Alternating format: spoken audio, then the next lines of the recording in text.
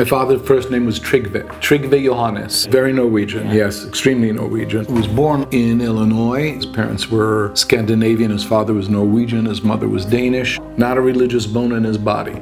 Nothing, really not.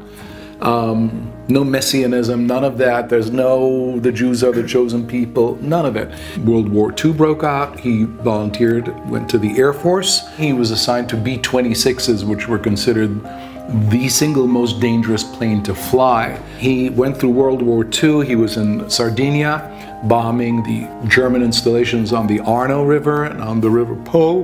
When the war was over, he went back to the United States. He really wanted to be a poet, and so he studied creative writing at Columbia University in New York. Okay.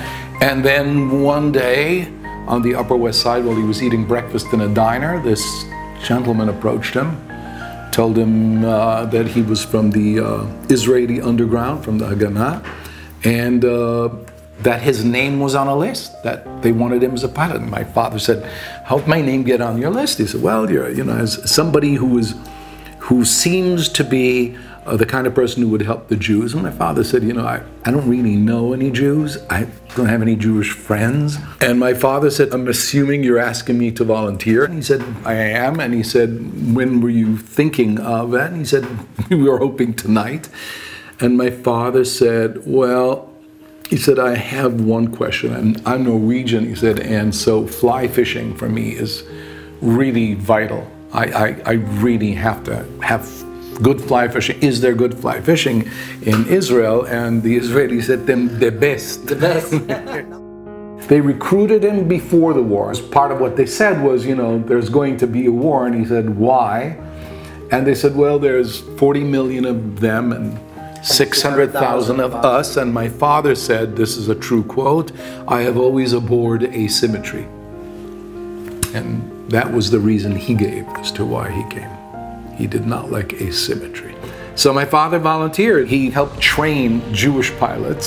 Then they flew them to Italy, and then he does Velveta Echad, Mifta Velveta. That's bringing the Messerschmitt parts in the C-46s from Czechoslovakia to Israel. And that was how he arrived. He never looked back again. He never wavered at all. I mean, from the day he arrived in Israel, that was his country, that was his home. He met my mother, who was a daughter of a rabbi and from a Hasidic family on my grandfather's side, and converted to Judaism, and that was it. He lived and died in Israel.